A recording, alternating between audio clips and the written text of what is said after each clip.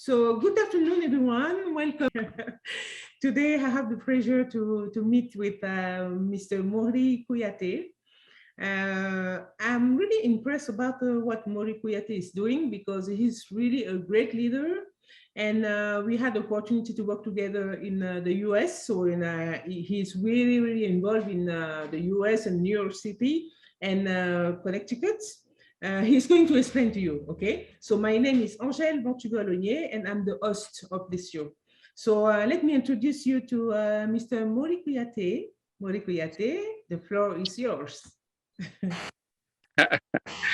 Well, thank you so much, Angel, for inviting me on your show, to talk briefly about me and more about the upcoming event. Okay. That's on September 25th in Harlem. And so briefly, my name is Mory KOUYATE, and I'm from Guinea.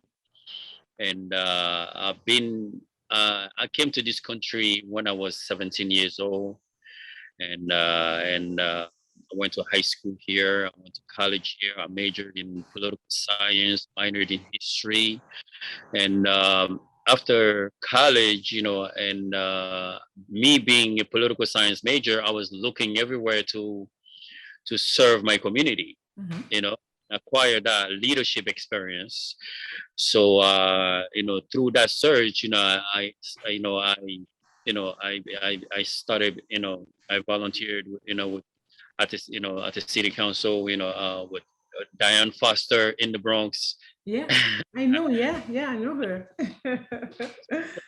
I've been actually doing this, for a very long time.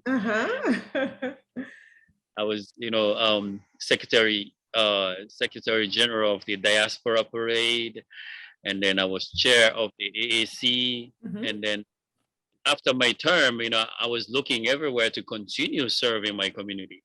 Okay. So that's how, I created the African Immigrant Commission, like you see, to continue to be the voice of the community, to advocate, for issues that are important to the African community in New York and Connecticut. Mm-hmm. Through education, and we try to empower our community through different workshops, immigration law workshop, financial literacy workshop.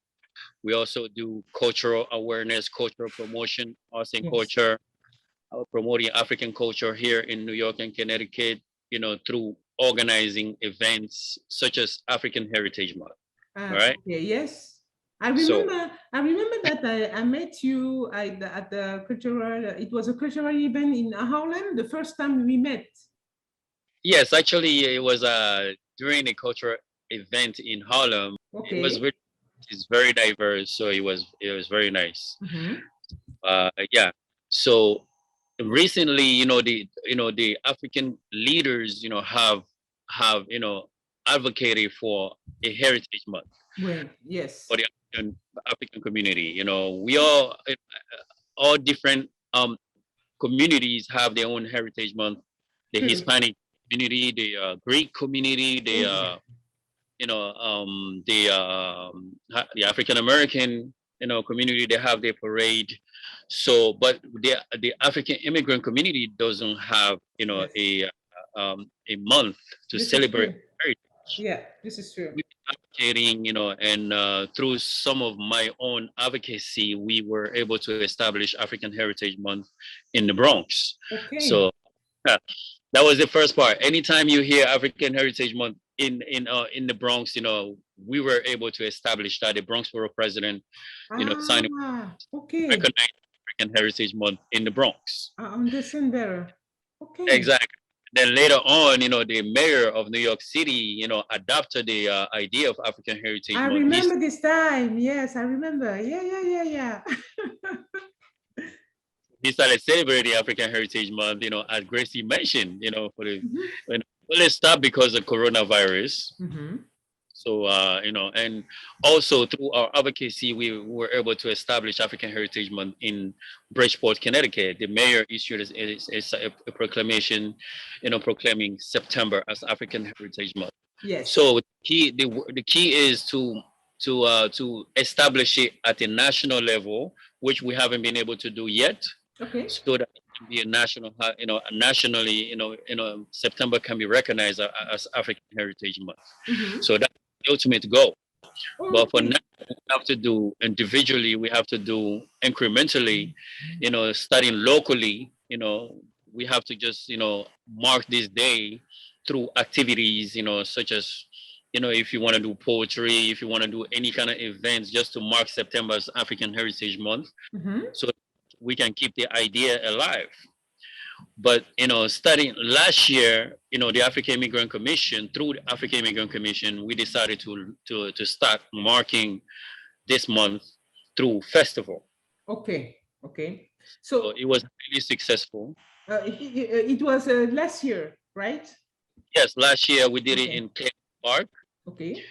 It was a very cultural event, and we were able to honor 52 community leaders, business leaders, and essential workers, especially the essential workers, because of coronavirus. They put their lives, at risk, trying to save us, trying to keep us alive. Okay. So we were able to recognize the essential workers last year. So again, this year, again, we're doing African Heritage Month. We're taking it to Harlem this year. Yes. Outside of the state building, in Harlem, 125th. And we're going to be doing a festival there. But this year, we decided to add a parade. Yes. Okay. We spoke about this. Right. So it's going to be a parade and festival this year. We have about 33 organizations that's online to participate, in the parade. Yeah. It's exceeded our goal of 20 organizations, since it's just a new parade. We're so happy that we exceeded our expectation of 20. Now we have about 34 organizations that signed up to participate in the parade. I saw that you have a lot of partnerships with many organizations. Exactly. You are very, very active. I'm impressed. I'm impressed by the good work the good job you are doing, and this is why I wanted to feature you in my show. I'm really impressed. You are doing a really, really, really good job. Great job. Really great. Thank you. So, do you want to tell me more about what will be the activities? So I know that you will have a parade, but what else will be aside? What are you planning to do? Well, okay, so we had a meeting with the NYPD. We decided we're gonna do the parade from 120th to 125th, but I think we're gonna push it back, since we have so many organizations. We're gonna push it back 115. Okay. 125th for now, Yes. And we're gonna march down all the way to 125th outside of the state building in Harlem, and then we're gonna do the festival there. Now, through the festival, we have poetry, we have hip hop artists, we have traditional African dancers, drummers, and we have speakers. So we have all the activities basically as far as a cultural event. So it's very interesting. We hope that people will stop by. And I'm not really worried about people stopping by, because no. I'm not worried. No. Yes. Sign up, requesting tickets. Every day is like people request tickets online. Okay. If it's free, but they just have to sign up so we can have their contacts. Okay. Understand. Right. So it's events, free. We're doing this for free for the community. Ours is part of our cultural education to educate, New York City residents about the African culture. This is really important. This is really important because I know very well Harlem. I live in Harlem for maybe six years. And I know that it's very important to have this African community in Harlem, because there's a lot of African American, they don't know about our culture. They don't know what we are, because people don't mix. They're not a mixed city, Community lives, side by side, but they are not living together. So I did some great job there in Harlem to link communities. So my question is, why did you choose Harlem to do this event? Again, last year we did it in the Bronx. Okay. And it was very successful. Mm-hmm. So this is our way of showing that we, the African American Commission, we operate, everywhere in New York City. Okay. And so in order to reach more people and make it bigger, we decided to move to Harlem.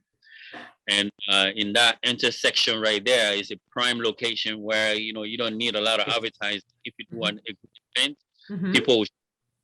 So this is our way of expanding and making a bigger event. And by moving it to Harlem, basically where you have a very big, diverse, population. Yes, diverse. Yes. Okay, Yes. this is great. So it will be in September. So when are we going to do this event? September? It's actually next Saturday, Next September Saturday, 25th. yes, it's close. And we are going to meet at 12 to do the parade first. And then the show should start at 4 p.m. At 4 p.m. Okay. Because we have so many artists that sign up to participate. And we, originally we said we're going to start at 5. Now we pushing the time back, up like 4 so that we can have extra hour to do the. Okay, I understand. So a little question about you. So I know that you are from Guinea, okay? So what brought you in the US? Why did you first came in the US? Was you born in the US or did you move? No, I wasn't born in the US. I grew up in Guinea. I was born in Guinea actually. Yeah. But later on, it was my parents' dream to send me and my brothers here to go to school. Okay. So, to get an education, getting an education was the key, was the real decision, the real idea behind us moving here. Because every time I try to get a job during the high school, they say no, you didn't come to the US to work. To get a job, yeah. You come to the US to go to school. So, I was lucky to have that support, throughout high school. But after high school, I had to get a job, because, it's not free. Yeah. I know. And okay. Yeah. So you study political sciences and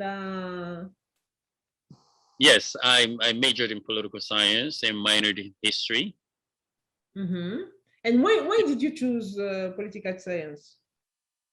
Well, because why not economics or agriculture or I was always interested in serving, my community, maybe serving my country one day. I feel like okay. I understand. Yes. Yeah, I feel like leadership is very important to, making people's lives better, to impact people's lives, and I feel like good people need to be involved in politics. Of course, again, of course. If all the good people just sit back and relax, and let the bad people run everything, we're not gonna make progress. Yeah. I agree. I used to think that I don't do politics, but I'm really involved with organization and non-profit and do humanitarian work and community outreach, all of that stuff. And exactly. I saw that there's a lot of people coming to me and say, okay, we want you to be here with us. We want you to be. So yes, this is leadership. Leadership is about empowering people and uplifting people and trying to make their life better. And exactly. You are doing it so great. This is so great, really great. So what are the main activities of your organization? So you are if I'm not mistaken, you are the chairman of the African Immigrant Commission for New York City and Connecticut. Yes. Yes, I'm the founder and chairman of the African Immigrant Commission. Chairman, okay. you know, our our goal is, you know, to again to be the voice of the African community, you know, advocate for specific issues that are important for the African community, and we also try to empower the community through workshops. For Okay. example, we do like regular workshop, like immigration law workshops, so people can know Yes. their, even though they're not citizen or they don't have their papers, they still have their rights, you know, Yes. living in the US. And the process of acquiring, you know, residency or citizenship, you know, Citizenship. need to do. We have a partnership with Bristol Law Firm, Bristol Law um, volunteers to do workshop, and we also have CARES New York that also volunteers to do immigration law workshop. We do, financial literacy, you know, so that people can know how to manage their money and invest. Yeah. This is really important. Right. And we've done real estate workshop where, we teach people how to buy a home, what the process is of buying a home. You know, our sister Marcel and our other sister Olivia were the one that spearheaded, this particular workshop. So, we try to bring as much resources as we can to the Yes, community. I saw it. Again, it's volunteer work. Nobody gets paid. We do this, on the side. But our goal is to have full-time advocate for the African community, where we can pay somebody that will be dedicating, their time, to Yes. go around meeting with the elected officials, advocating for issues that affect the African immigrant communities, lives in the U.S. and in New York and Connecticut. We spoke about your main activities. I would like to know what are the issue, what kind of issue did you identify in the African immigrant community in New York? What are the main issues? I mean, there are so many issues, so many problems. So many. Yes, and the common one is, of course, people need jobs. People need housing. Affordable housing, a good healthcare, and Yes. education for their kids. And daycare. Especially for people that have children. How important pre-K and 3K are for your family. So and make sure that people are aware of these resources that are available Yes. from the city. And but the role of the African Immigrant Commission is we have to identify exactly the key problems that affect specifically the African community. Specifically the African community. Yes. All the things that I stated are general problems that all the community have. Everybody have job problems, healthcare issues. This is universal problems that we all have. Yeah. But Sure. we've been trying to have a meeting of leaders to identify specifically the problems that the African communities are facing. Such as the hair braiders, 125th. Yes. It is true. The issues that they're facing in their daily lives, so that we can advocate, we can be their voice to the elected officials. So we're still trying to determine that exactly the specific needs of our community, so that we can advocate besides the general ones, basically. I'm chairing the Modern Slavery Initiative in New York City. Okay. Right. What we have identified in Harlem, specifically because we started in Harlem. Right. So we are working in this initiative with the New York Mayor Office of Human Rights, with Christelle Onu, that you know. And we have also the Red Cross who is involved, and NYPD who is involved in this project with us. So this is the Convent Avenue Baptist Church start this initiative. So we have identified this really, really great problem in Harlem. And we are working on this because we are helping, we are trying to raise awareness, because there's a lot of people who don't know what is human trafficking, modern slavery, domestic violence, they don't know, okay? Right. So this is the first problem we have identified in Harlem, in the community, so it's modern slavery and domestic violence. So what problem did you identify the most important?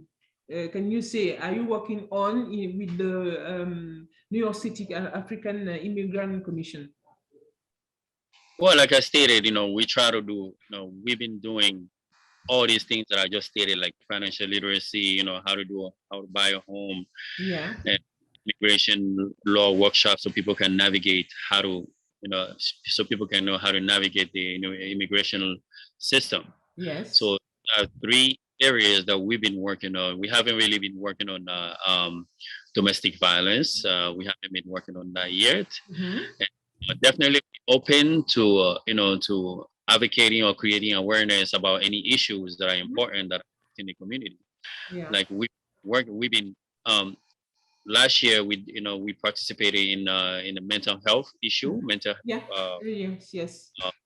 event, and I was one of the speakers, and it was organized by the National Action Network. I participated that. We participated there. Me and my team, we all came and spoke over there and talk about mental health. Yes. Mental health is also an issue in the community that people don't want to talk about. No, nobody talk about this. Yes, I know. And it's affecting a lot of people, and we wanted to create some kind of awareness also. And also work on HIV and AIDS, with African Advocates Against AIDS. Last year we did World AIDS Day, and it's coming up again in December. We're gonna do another World AIDS Day to do HIV and AIDS awareness. Awareness. I think because of coronavirus is here now. HIV doesn't. Yes. So do you have yes, because you are talking about the coronavirus. Do you have some specific issues that arose with the coronavirus? Absolutely, we've done like two events about coronavirus. Whether the vaccine is safe. We did one with the New York City Health Department, and we organized one solo. And I invited doctors in the community, and they answered all the questions.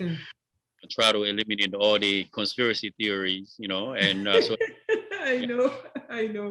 So that people can make their own decision. We're not gonna tell anybody what to do, but we're gonna give the facts, to the people, because we just don't know, and people have to make their own decision. Yes, of course, but they need to know. They need to know what is happening, what it's about. Exactly. They came in and asked all the questions, whether it's safe and if it's appropriate for them to take, and basically, just all the doctors address all the questions, like Dr. Kamara. Yeah. Doctors, they came and answered all the questions. Yeah, and with the health department also, we organized another one, and they were there to answer all the questions. So we've been involved as far as the coronavirus awareness, giving people information and clearing all the conspiracy theories. Help empower the people so that they can get the information they need to make a good decision for themselves and their families. Talking about the African Heritage Month, what do you expect from this event? What, I know why you are doing this, but what do you expect? Well, I mean, this is our biggest event of the year, and I feel very good about it. I feel excited about it, and it's I think it's gonna be very successful. I think so too. Honoring this year, we're gonna be honoring about 57 people actually. Okay. Wow. Oh yeah. We're gonna issue our own certificates. We're working with Assemblywoman Reyes' office. She's gonna issue some citation. I'm gonna contact Councilwoman Delia today so she can issue some certificates. Already, Senator Bryan, the new Lieutenant Governor of New York, his office, is issuing some certificates also to our community. So working with elected officials, the good thing about having a CBO like this is that it kind of allows you to work with all the elected officials. I know. Just dealing with one elected official. Everybody work with all the elected officials. We work with all the organizations, so we have the freedom to do that. Yes. being linked to one person and you just get stuck there. You can't do anything. Yeah. So, you know, our expectation is, you know, it's going to be a great show. It's going to be educational as far as, you know, the African culture, African garments, how we dress, you know, the music. But we also going to have hip hop. We have a lot of hip hop artists that want to. Oh, really? So it's an educational event. For, you know, for the African Americans, for all the immigrant community, not just African people, but for everybody's invited. We, you know, we work with everybody. This is a love fest. You know, we love everybody's. Yes. Yes, everybody's welcome. Yeah. Exactly, to focus on the African culture so that to educate other people about our culture and let them know we here in the US, we here in, and you know, politically, you know, we use these to bring out our people also, so the elected officials can take note that we are. Of course, you are there. Yes, because your voices are counting. You have voice, Exactly, and it's important to pay attention to our community. The same way we can organize a nice cultural event like this, it's the same way we can organize a protest against you. So this is great. This is a great idea. This is a great. Pay attention. Is, you know, you should celebrate when we're doing a celebration. You should be happy. Yeah. When we're doing, you know, a festival, so that it's not a protest. It's not a protest. But you know, when you have a lot of people coming for a celebration, there could be those same people coming for a protest, you know? You know, they need to encourage the cultural part. So let's continue celebrating, and it's not a protest against anybody. No, it's celebration. It's a celebration. Okay, this is fantastic. So I have a question for you about leadership. I saw you in action. I know what you are doing. I'm very impressed, you know. This is why I wanted you to be here as a guest. And I want you to share with me your idea of leadership. What is leadership for you? I mean, leadership for me is just, you know, serving, you know, it's service, basically. I mean, it starts home first. You have to be able to take care of yourself. You have to be able to take care of your family, and branch out to the community and to your country and to your continent. You know, you have to be willing to serve, you know, if you see a problem, you have to be able to organize and create some kind of awareness, you know, about it, and advocate, you know, for people that cannot speak to, you know, for themselves. Always, you know, being the trailblazer, you know, as far as, you know, not just sitting back when you see an issue. You know, we encourage people to be upfront, you know, to step when you see a problem. You know, you have to say something. You have to advocate. You have to, you know, be the voice, you know, of the people, so that you know, otherwise, you know, we're just gonna be here. You know, you don't have to retreat. Say, yeah, I came to America just to work and go home. You know, but you're gonna find out you're having kids here, and your kids are going to school here, and your kids are facing problems at school because of a good education. So you might as well be engaged now and try to solve some of these problems that your own kids or your own might face. Yes. This is for me. Leadership is service. Leadership is being selfless. You know, being engaging. You know, and being the voice of the voiceless and being voice upfront. Of the voiceless. I love this. This will be the title of the show, The Voice of the Voiceless. I love this one. Absolutely. Yes, I love this one. Okay, so how people can help you? What do you need for your organization to grow? What do you need? How people can help you? What do you need? We just want people to stay engaged and participate in the workshops. Yes. You know, I mean, we do our 501c3, you know, so that we can do fundraising, you know, so that we can have paid advocates, you know, because we all doing this, we all have our day jobs, you know, we work on the side, but we want yes. people to be able to pay people that will be there in the community that will be officially, that will do this as their job. So they go.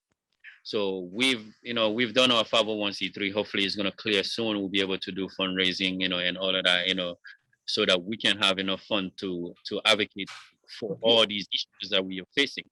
But for you can just attend the meetings, you can attend the events, and that's about it. Yeah. Okay. So how people can reach you? If people can want to reach you and help you make a donation, because any organization may need a donation, No, we do need sponsors, for our activities, especially for this upcoming event. We have amazing sponsors like Bronx, Harlem United, and which is our platinum sponsor. We have Bristol Law, and we have key organizations and companies that are sponsoring the event. That's how we are able to put together a parade and a festival. Yeah. Do these sponsors, we do need organizations money to do the events, to do the festival, so that we can pay the artists, we can pay the traditional dancers, the drummers, and the singers. We can't pay them if we don't have funding. So we do need. And you can reach me on 917-500-5440. Okay. Or you can email me at African Immigrants Commission @gmail. There's an S, African Immigrants Commission @gmail.com. Okay. So you can reach us there. If you want to participate, if you want to be a part of the parade and festival, if you want to be, if you want to be a part of the organization, you're welcome to join us. Welcome to join. Here to do the work on this, and try to help our community, and nobody's getting paid. Nobody's getting paid to do this. Yes. See a need, of this organization, so we created one, and it's been there since 2018, and now it's 2021. So we still continue to serve the community. Yes, and this is great. This is the reason why our organization, so Gabriel Private and Global Communication, that we decided to be a sponsor of this of your organization and this event, because I'm really impressed of the job you are doing. And we specialize on public affairs and global communication, but we do also everything like international relations. What is great is that I'm actually in France. And I would like people to know what is happening, because that there's a lot of people who are doing great stuff and nobody knows. So I think that my mission is to raise awareness and to share the light on people like you. And this is why I accompany Gabriel Global Consulting, wanting to be a sponsor of this event. If you can help in any way. Since last year's festival, remember last year's festival? And you were there since last year. This year you were here again. So thank you very much, for your support. Oh, yes, I do. Thank you. And together serving the community. Yeah, thank you. My pleasure. It's a great pleasure. I'm proud to be there for you. I'm proud to be here. Okay, so my last question is about your upcoming project. What are you planning to do for, let's say, next year? Do you have upcoming project after this African Heritage Month? What do you like to do? Right, after the festival, we're gonna continue doing different workshops again. Okay. So that's how we can enrich people's lives through the workshops. It's educational, whether it's financial literacy or any type of workshops. We're gonna continue doing our regular workshops and meetings, attending meetings, and that's about it. This is our biggest event of the year. So it's one. So this event is once a year. Yes. Okay. And it's the biggest one. We do smaller events like World AIDS Day. I remember.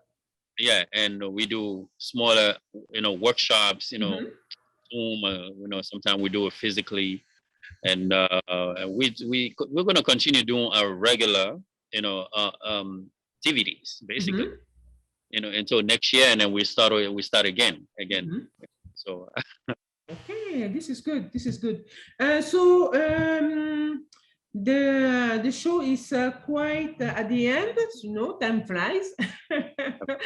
So I want you to know. Do you have something you want to add or share, an idea or project or something? Anything? What do you want to add? Something?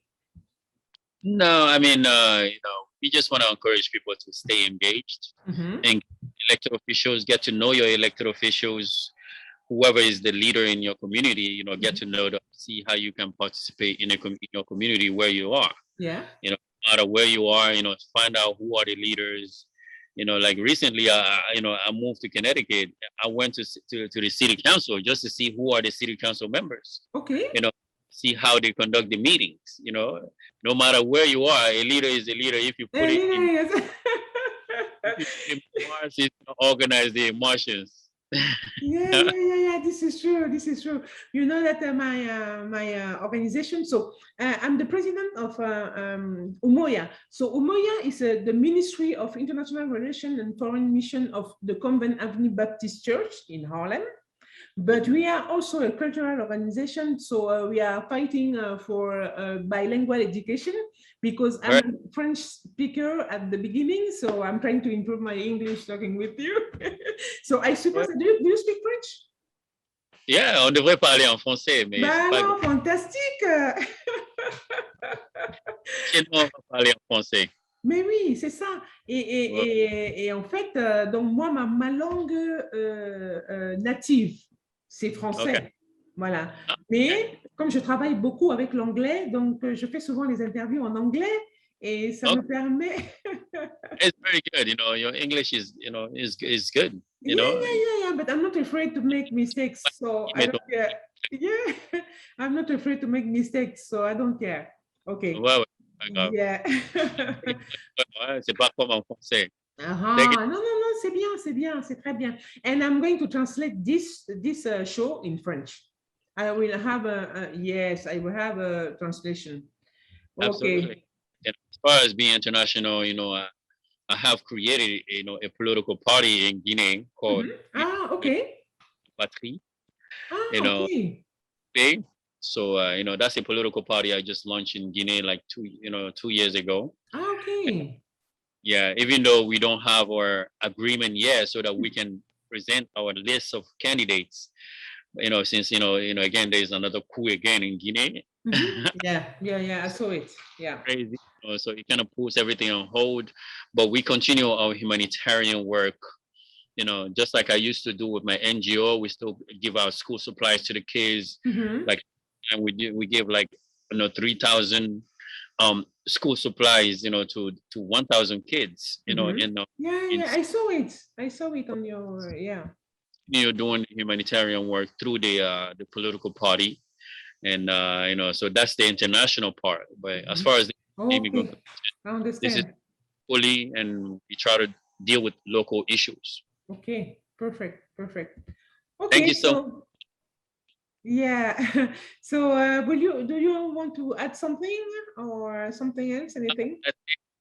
Just attend the event, African Heritage Month, Saturday. Okay, right? Saturday. Can people watch this event online, or yes or no, or after? Do you have? We're gonna do a live. It's gonna be live on our page, and okay. By medias, we're gonna be sending out the press release today or tomorrow. And the images will be everywhere, but mainly you can take a look on our page and my personal Facebook page. We're going to be sharing a lot of videos and pictures all day. Fantastic. So send me the link of your page. I will share it. Okay. Absolutely. And all the information you can send, I will share. And I wish you the very best. And I am sure that we are going to work together because we have a lot in common. Yep. No problem. Yes. Okay. So thank you, Mory, and bye-bye. See you next time. Absolutely. Take care. Thank you, everybody. Okay, you too. Bye-bye. Okay. So Perfect. So this is the end of our show, where we are talking with the leaders and sharing experiences, event, and we were with Mr. Mory KOUYATE, and they have an event, the African Heritage Month, coming in a few days. Okay, I'm Angèle Villot, and I'm your host. So see you next time in this page. I say bye-bye.